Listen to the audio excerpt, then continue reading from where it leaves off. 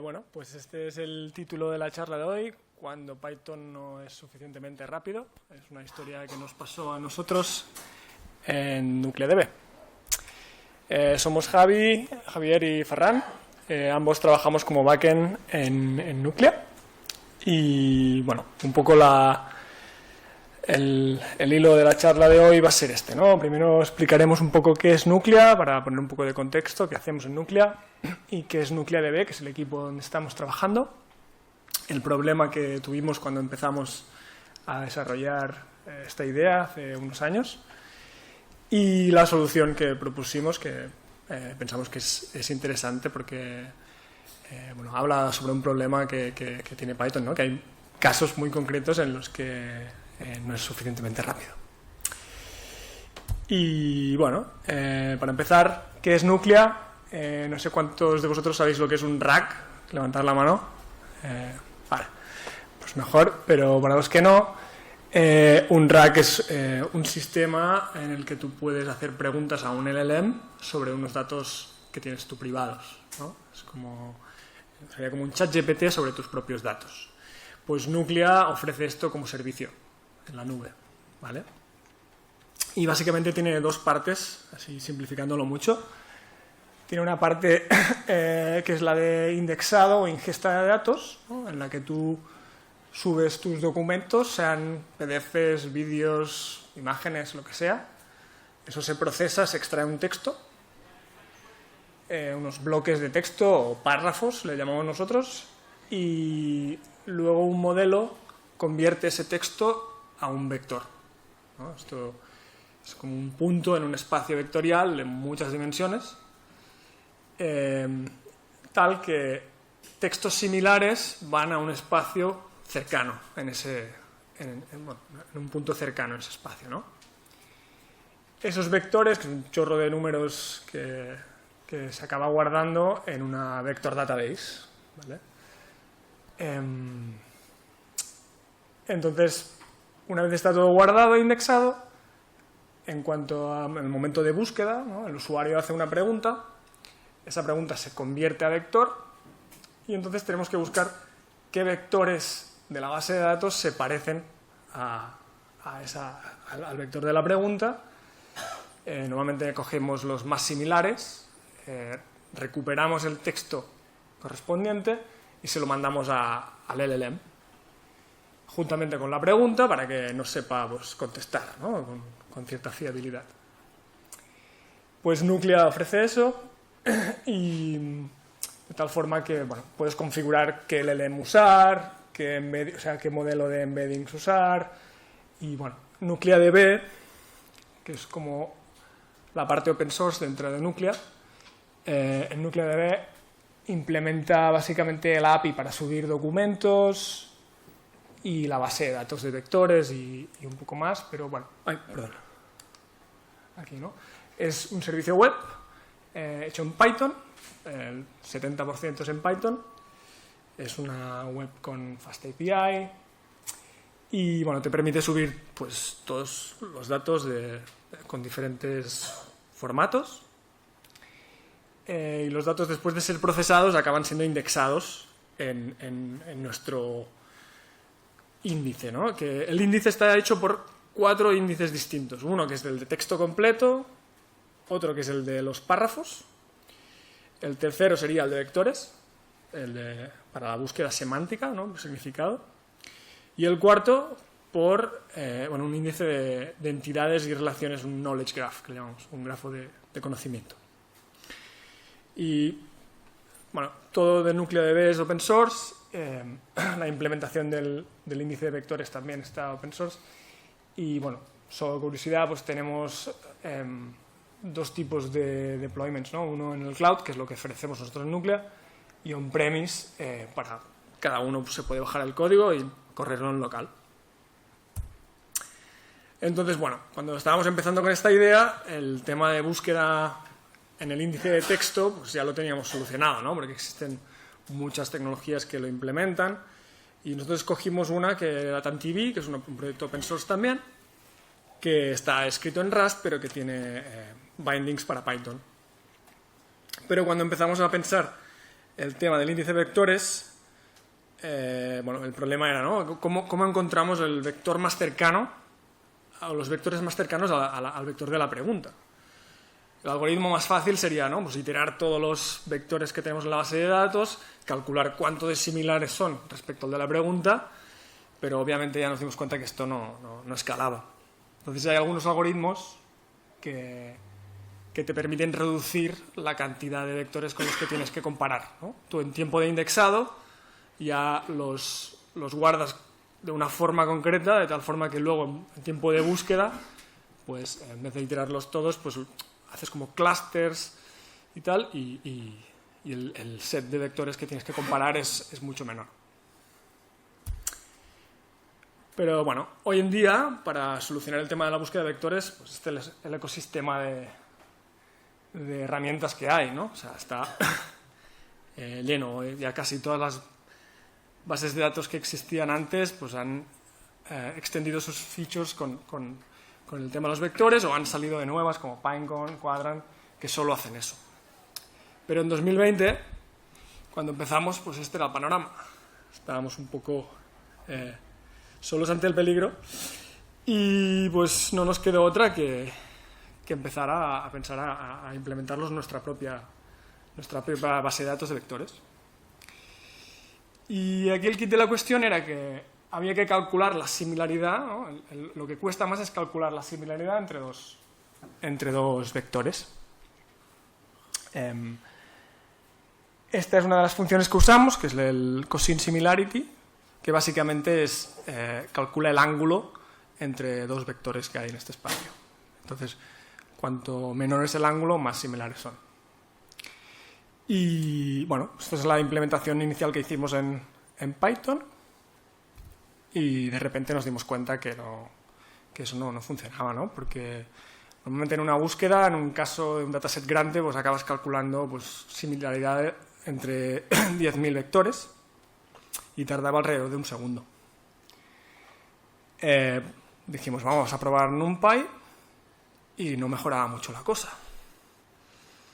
Entonces probamos a implementar lo mismo en Rust, esta es la tercera línea, y sí que iba, pues, iba mucho más rápido, pero aún no era suficiente. Entonces había una librería en Rust que se llama SimSimD, que optimiza el algoritmo según la máquina, ¿no? Detecta qué CPU tienes y utiliza el algoritmo optimizado para esa. Pero tampoco no veíamos mucha mejora, entonces como que no entendíamos qué pasaba. Y nos dimos cuenta que gran parte del overhead que teníamos era en convertir los datos que teníamos en Python, ¿no? La lista de floats, a la estructura de datos, ya sea en NDArray o en floats de Rust. El tiempo que tardábamos en convertir de Python a eso, pues nos gastaba un montón de... O sea, es lo que más nos gastaba, ¿no? Entonces las tres últimas líneas son el tiempo que tardamos en NumPy y en Rust, sin contar eso. Todos nos indicaba que teníamos que de alguna forma esa parte del código de la base de datos de vectores teníamos que no podíamos implementarla en Python, ¿no? Además, porque cuando estabas implementando el algoritmo de búsqueda de vectores, ¿no? Esa parte de que tienes que ir iterando como un grafo de clusters de vectores, pues te requiere que, claro, muchas veces no puedes cargar todos esos vectores en memoria, los tienes en disco. Y ya sabéis que en Python, pues gestionar temas de disco, pues digamos que no es el lenguaje más con el que más fácil lo tienes. En cambio, Rust pues nos daba mucho más facilidad, ¿no? Las herramientas que hay. Pues en ese momento, aparte de los requisitos que teníamos de nuestro querido CTO, era que, bueno, siendo poquitos en la startup en ese momento, teníamos que escalar a millones de vectores y la búsqueda tenía que ser súper baja en latencia.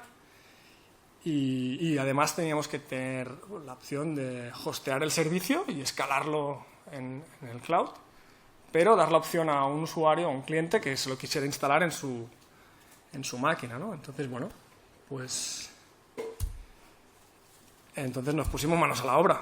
Y si algunos de vosotros habéis seguramente trabajado en una startup, pues un poco ese fue el panorama, ¿no?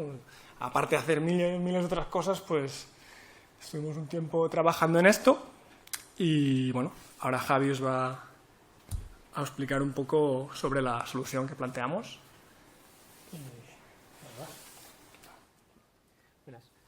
Bueno, así lo que decíamos, dijimos, oye, queremos seguir teniendo la parte de NucleaDB en Python, que es la parte de, oye, me llega un documento, lo guardo, tengo el API, lo subo al Object Storage, luego lo seco, pues todo eso en Python al final es mucho más cómodo trabajar, librerías de web es más fácil, pero decimos, oye, pues la parte que tiene que ir rápido, que es solo el inicio, pues la metemos en Rust. Y tenemos que hacer, oye, en nuestro cloud queremos que sean servicios separados, porque queremos escalar uno por separado de otro. Uno se utiliza en las búsquedas, otro se utiliza subir documentos, porque queremos poder escalar de separado. Vamos a hacer un servicio web aparte. Pero, sin embargo, en la despliegue on-premise o el open source queremos que sea algo sencillo. Idealmente, que se instale en un solo binario, corra todo junto y no tengas que andar bajándote dependencias y montando 3 servidores en local y todas esas cosas. Y pues vamos a hacer un binding para poder llamar de un lenguaje a otro. Pero claro, éramos 3 en el equipo, no estamos para mantener 2 implementaciones de esto. Y dijimos, bueno, vamos a intentar hacer solo una interfaz. Entonces dijimos, oye, como todos nuestros servicios web funcionan con gRPC, que es una forma de hacer llamadas entre servicios web, con protobuffers como para serializar las llamadas, pues vamos a usar eso para todo. Vamos a hacer una misma interfaz, que es el protobuffer, y o lo mandamos a través de gRPC al otro servicio, o si estamos con el binding, pues lo mandamos al binding. Y, bueno, un poco lo que decíamos antes. Al final, el coste de conversión, y, por ejemplo, en este caso, el otro era convertir de una lista de floats a unos vectores de Rust. En este caso, pues convertir a protobuffer para serializarlo y mandarlo, esto es costoso. Pues hay que diseñarlo un poco con cuidado de las fronteras. En nuestro caso, mandamos la parte del documento que se va in the SAC, mandamos el vector que queremos buscar y mandamos un poco lo mínimo posible, no tener que estar serializando todo el rato. Por ejemplo, no hace falta mandar el documento entero al índice. Se indexa, se calculan los vectores fuera y al índice solo se mandan los vectores. Entonces, esto es como queda. En la implementación de servicio web, pues tienes aquí un módulo que es NucleaDB gRPC Client, que manda una petición gRPC al índice que está en Rust corriendo en otro servicio web. Y en la versión on-premise tenemos un módulo que se llama NucleaDB Binding, que tiene esta misma interfaz, es la misma interfaz en los dos sitios, pero este realmente dentro tiene el proyecto entero, tiene la librería de Rust metida dentro, o como cuando importas NumPy, que estás metiendo un montón de código C dentro de Python, un montón de código Rust. Tiene la misma interfaz y luego nosotros lo único que hacemos es importas este paquete o importas este otro y luego llamas a los mismos métodos y funciona todo igual, un poco el objetivo que teníamos. Si no conocéis gRPC, por ver un poco cómo funciona en ese caso, pues este es un ejemplo de cómo indexamos documentos. Esto es el protobuffer que defines en un lenguaje textual y luego hay un compilador que coge esto y genera las clases de Python, el cliente que manda peticiones, el servidor que recibe las peticiones. Aquí un ejemplo de, oye, un documento tiene un ID, unos metadatos, unos labels, unos párrafos, unos vectores, cosas de seguridad, pues tiene sus movidas. Y un servicio que tiene una función indexDocument, que le pasas un document y te devuelve si ha funcionado o no. Entonces con esto te genera todo el código y luego desde Python llamarlo es solo, pues mira, me creo un documento, le relleno todos los datos y luego llamo a la función indexDocument, que viene de estos módulos son generados. Los módulos están aquí, estos los genera automáticamente el compilador de protobuffers. Le pasas esto y te genera estos módulos y tú lo llamas y tú estás ya aquí llamando una función y eso ya llama un servicio web y hace sus historias y hace la gestión de errores y todas las movidas del gRPC. Y en el lado de Rust, lo que hace es, en el servidor, implementas una interfaz, que esta también está generada un trait en Rust, para que lo conozcas, es como una interfaz en otros lenguajes. Implementas la función esta que te dicen, en nuestro caso se llama indexDocument, y lo único que hacemos es, oye, coge la request, pásasela a la función interna que hace todas las historias, y luego el estado este que te lo devuelva, pues lo conviertes a una respuesta y lo devuelves. Ya está. Al fin y al cabo, toda la magia está aquí, que no la vamos a enseñar porque tampoco es muy relevante para la charla. Entonces ahora, vamos a hacer esto para el binding, que no lo habíamos hecho nunca. Entonces bueno, para el binding existen unas herramientas, PyO3 y Maturing, que luego, por cierto, hay otra charla el domingo por la tarde, también va a hablar un poco de lo mismo. No sé, ellos supongo se centrarán un poco más en esto. Que bueno, PyO3 se ocupa de interfaz entre Python y Rust, en plan, tú le mandas una lista al PyO3 y luego cuando lo sacas en el lado de Rust, sacas un vector. O si devuelves un float, pues te lo convierte a un número de Python, hace la conversión de tipos y toda esta historia. Y luego está Maturin, que lo que hace es un build system, que lo que hace es tú solo escribes el código de Rust y se lo pasa a Maturin y eso ya hace sus movidas y lo convierte en un will que lo puedes importar en Python. Hace todo el tema de empaquetarlo y todo eso. Si alguna vez queréis usar esto, realmente es tan sencillo. Hay un tutorial muy majo, pero Maturin New te crea un esqueleto de proyecto que viene con una función y una clase de prueba y empiezas a meter ahí código dentro, lo vas copiando y pegando y así está hecho todo. Realmente solo es realmente esto. Esto es un ejemplo de cómo lo tenemos hecho en Rust. Una función que quieras exponer a Python, coges la función que está aquí hecha, le pones aquí el decorador de PyFunction y luego el módulo, aquí tienes el PyModule y dices, oye, el PyModule tienes que meterle esta función. Esto es un código súper feo que nadie sabe lo que hace add function de grab PyFunction, da igual, lo copias, lo pegas, pones aquí el nombre de tu función y funciona. ¿Sabe? Son las cosas. Rust es un poco feo si no lo habéis visto nunca. Y en nuestro caso, como lo que queríamos hacer es recibir protobuffers igual que el gRPC para que sea todo idéntico, pues en este caso recibimos un gRPC, aquí hacemos la deserialización en un documento, el documento se lo pasamos a la misma función que antes y luego la respuesta la codificamos a un vector que es un vector de, esta función devuelve un vector de enteros, es decir, un array de bytes, que lo pasamos a Python y en la de Python lo que hacemos es lo mismo.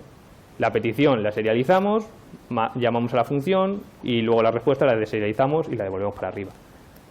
Y le ponemos el mismo nombre que tiene en el código general gRPC.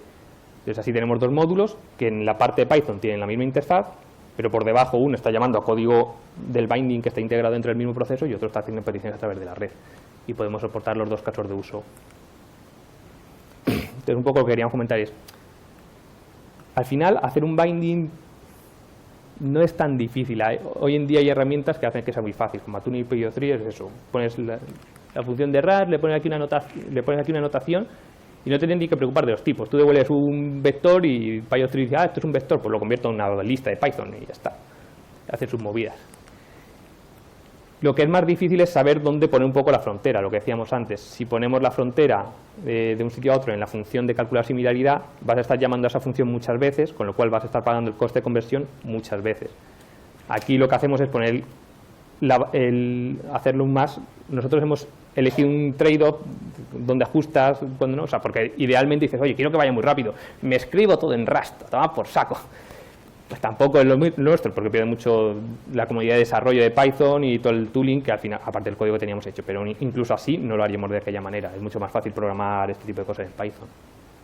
Entonces nosotros lo hemos hecho un poco similar a servicios web, en parte porque estamos obligados porque queríamos soportar los dos casos de uso, pero en parte porque también tenía un poco de sentido decir, oye, queremos que indexes este documento, una función indexa el documento, oye, quiero que busques en los documentos que tienes guardados, y todo el storage está gestionado por el otro servicio.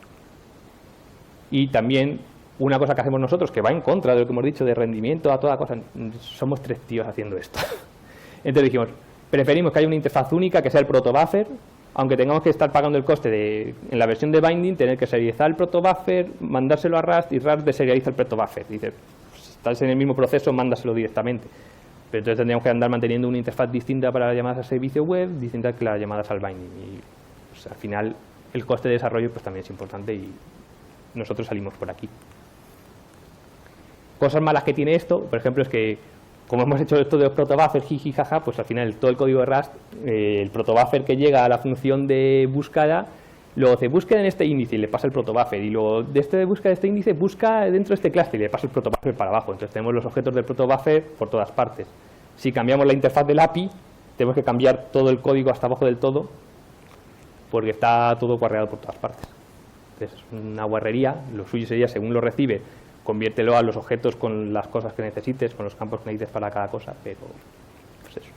Esto era rápido, funciona. Y luego pues esto, que dijimos, qué bien, tenemos así el índice separado en otro servicio y lo podemos escalar. Pues mira, le mandamos aquí búsquedas y pues, si tiene muchas búsquedas lo escalamos. Pero al final lo que no hicimos es separar el almacenamiento. Entonces cada nodo de cada servicio que está corriendo con el índice, tenemos varios, pero cada uno indexa sus vectores en su disco. Entonces ahora si vas a buscar tienes que mandarlo al mismo cacharro en el que lo has indexado. Tenemos una tabla en la base de datos que dice, oye, estos documentos están indexados aquí, mándalos aquí. Tenemos sharding y tal. Pero al final tenemos ese problema. Y ahora estamos precisamente trabajando en, oye, ¿cómo podemos hacer esto? Es tener un storage compartido entre todos los índices, que todo el mundo, todos los índices puedan escribir ahí, todos los índices puedan leer ahí. Este es el siguiente gran proyecto que tenemos.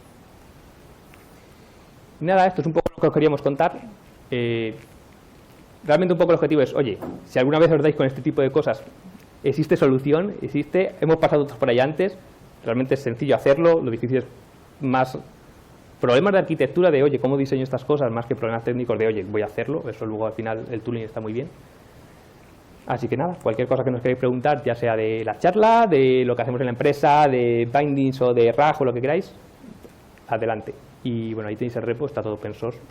Si alguien quiere usarlo, todo el tema de la base de datos vectores y todo eso es open source. Lo que es privado es los algoritmos de procesado de los documentos y todo eso, eso sí que está cerrado. Pero toda la base de datos de vectores la tenéis ahí si queréis trastearla. Muchas gracias.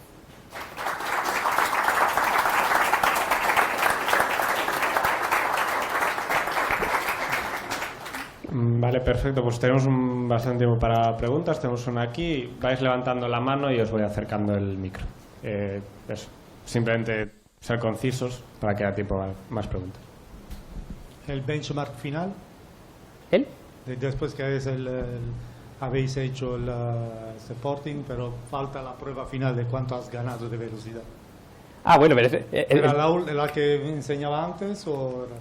el truco está en que nunca llegamos a hacer una implementación en Python de todo el índice, solo llegamos a hacer la implementación de la función de similaridad.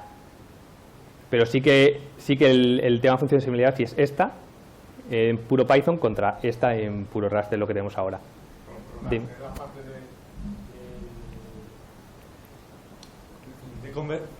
La parte de conversión de protobuffer hacia Rust, ahí lo overhead no está puesto, o me equivoco. No, eso es cierto, no está puesto. No tenemos la prueba. Debe perder... A ver, lo que pasa es que estamos aquí ignorando... esta tabla es un poco de solo lo que llegamos a implementar en Python, para hacer una comparación completa, porque en Python nunca llegamos a implementar todo el índice de vectores, toda la búsqueda en el grafo y todo eso, que es lo que cuesta al final más. Esto es solo la función de similaridad, que es el núcleo de esto, que es la parte más CPU intensive. Luego también hay cosas que hace por ahí. Luego, al final, la conversión a protobuffer, como solo conviertes un protobuffer con un vector, que es el que quieres buscar, contra los 10.000, al final está tardando menos de un milisegundo, está tardando microsegundos o lo que sea. Entonces, la búsqueda completa normalmente tarda menos de 10 milisegundos de extremo a extremo. Una búsqueda de 10-15 milisegundos de extremo a extremo, desde que llega a petición web hasta que mandamos la respuesta. Hola, ahora que ya tenéis ya está ClickHouse y productos similares, ¿habéis mirado si os compensa realmente mantener esto y hacer el producto vectorial contra los embeddings en ClickHouse? ¿Quieres responderte a ¿Os eso? compensa o no casi? ¿Te refieres a mantener el índice? No, hacer el cálculo de similaridad y otros cálculos directamente contra ClickHouse, por ejemplo, u otras columnares. Sí, a ver, nosotros tenemos una implementación ahora mismo alternativa a lo nuestro contra Pinecone, que es una de estas, que es una implementación alternativa y la sacamos un poco para probarlo. Pero la cosa es que eso es solo la parte vectorial. Nuestro índice también tiene la búsqueda de texto completo, índice de parágrafos y índice de knowledge graph. Entonces, si lo haces contra una vectorial que está pensada para eso, puede que vaya un poco mejor, un poco peor. Parece que escalan un poco mejor, pero la nuestra está más adecuada justo al caso de uso concreto nuestro, que es la ventaja. Pero luego lo poco que puedas ganar o perder, luego al final el problema es que cuando lo tienes que mezclar con el resto de índices, si lo tienes todo en el mismo proceso, pues mezclas todos los índices en memoria y ya está. Si no, tienes que hacer una petición web, coges los resultados y luego lo tienes que mezclar. Entonces, la nuestra sigue teniendo cosa de uso. Sí que estamos viendo en otras, pues lo que dices tú. Hay clientes que nos lo han pedido, oye, es que nos apetecería usar esto por probarlo, y estamos haciendo experimentos. Pero de momento, en tiempo completo, la nuestra suele ir mejor precisamente porque tenemos más índices, no solo vectores. ¿Alguna pregunta más? Sí. Viene por ahí. me ha gustado mucho la charla. Bueno, yo tengo varias dudas. Todo el RAC que está saliendo ahora, RedRank y las nuevas mejoras, no sé si lo vais a implementar. Y luego yo la duda que tengo con el sistema RAC, que me gustaría probar vuestro sistema a ver si es así de rápido. Claro, tú ahora cuando tienes un contexto bajo, pues dices, bueno, pues lo envío a Gemini y pues que me lo resuelva. Pero vosotros sois rápidos, quiero decir, yo os puedo dar gigas y gigas y puedo empezar a trabajar haciendo consultas en menos de unos pocos segundos. Bueno, a ver, aquí el tema sería que hay un paso previo antes de hacer las preguntas, que es subir los datos, ¿no? Sí. Tú, entiendo que tus datos son conocidos, un dataset que tienes, ¿no? Documentos. Documentos. Yo sencillamente tengo miles de documentos empresariales. Sí. Y superará seguramente los 2 millones de tokens, ¿no? Y lo que quiero es subirlos y empezar a hacer consultas sobre ese documento. Claro. Entonces me preocupa mucho la velocidad de respuesta que pudiera tener, ¿no? Claro. Entonces, ahí habría un primer paso, que es de subir todos esos documentos. Sí, supongo que tengo todo el ancho de banda del mundo. Sí.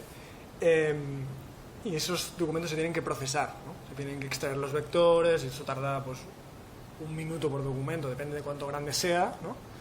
Y con que una vez acabado este proceso, pues ya tienes todos tus datos subidos, indexados, y en ese momento puedes hacer todas las preguntas que quieras y pues la latencia es baja porque ya está hecho. Pero quiero decir que en el momento de búsqueda no estás mandando todos los documentos al LLM, sino que haces como la retrieval, que es buscas qué subset de todos esos documentos, qué partes de ellos son relevantes con tu pregunta. Y solo esos son los que le mandas al LLM. Entonces, bueno, hay una parte que no es determinista, es decir, claro, si tuvieras todos los tokens del mundo, pues, y el LLM fuera capaz de memorizar todo eso, pues le podrías mandar todo cada vez, pero obviamente por eso existe el RAC, ¿no? Porque las Windows tienen un límite y el context tiene un límite y eso es lo que intentamos hacer. Sí, pero es que a mí me da la impresión de que este sistema RAC ya se ha quedado un poco anticuado. Ahora hablan de combinarlo incrustando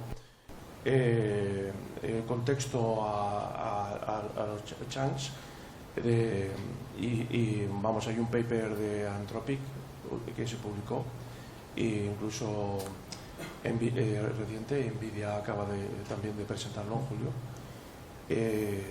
para aumentar un 3% lo que es el tema de la búsqueda. Pero claro, yo por ejemplo, mi duda, ese tiempo de indexación, que tú hablas de vectorización, como yo tengo en mente otro tipo de proyectos en el que la información está online, un cliente te pide algo sobre que no lo tienes previamente indexado, no lo tienes trabajado, pues lo que quiero es una respuesta allá, oye, pues mira, quiero una comparativa sobre algo, que me des una información de algo, y eso no lo tienes indexado, por tanto lo vas a tener que indexar. Y entonces veo que la solución pasa con poco a poco indexar todo, y claro, es que el tamaño que ocupa también los vectores es impresionante. El tema es que bueno, en la API de búsqueda que tenemos, una parte es la query que hace el usuario, que se hace el retrieval, etcétera, pero luego tienes opciones de extender el contexto que le mandas al LLM con datos o metadatos que igual tu aplicación conoce del usuario pero que no has indexado. Entonces, eso no pasaría por el retrieval y obviamente tiene un límite, no puedes poner ahí muchos datos, pero son capaces de enriquecer la parte final de la búsqueda con metadatos del usuario, ¿no? Por ejemplo, si tú sabes que el usuario está haciendo la petición desde un país que habla en portugués, pues puedes añadir, oye, contéstame en portugués, o añadir, ¿no? Sí, metadatos del usuario. Sí, también tenemos que puedas poner una búsqueda y diga, hace una búsqueda en internet, coge los resultados de la búsqueda y también los meta al contexto. Mira, pero todo lo que sea tus documentos, yo que sé, que si son documentos de texto sí los indexa rápido, pero rápido batch, o sea, segundos, minutos, pero si, yo qué sé, te puedes subir un vídeo, o sea, esto es la cosa que metes un vídeo y te indexa lo que han dicho, lo que hace OCR de la pantalla y también de lo que está escrito en el vídeo y demás. Entonces, todo eso no encaja con el modelo en tiempo real para nada. Eso está pensado pues para ese tipo de caso de uso de tengo documentos que pueden ser grandes y los dejo indexados. Preguntas también por el re-ranker, sí lo tenemos también implementado igual. El rack devuelve más resultados, luego hay un re-ranking con un algoritmo, con un modelo que sabe más para ver qué resultados son los buenos y pasar solo esos al modelo de lenguaje. Eso es mejora así un poco iterativa. Hola, una pregunta. ¿La capa de storage en disco la habéis escrito vosotros o tiráis luego todos los índices a Postgres o a lo que sea? No, es nuestro. Utilizamos Postgres para los metadatos. Tenemos un Postgres para los metadatos de los documentos y demás, pero lo que es el índice en sí de los vectores y tal es una capa de almacenamiento nuestra, está escrita en la parte de Rust.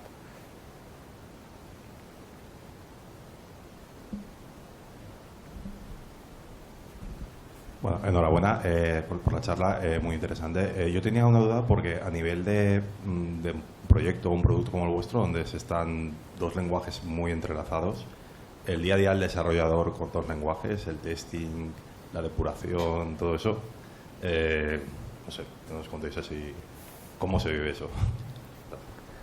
Sí. ¿Me toca a mí? Bueno, sí.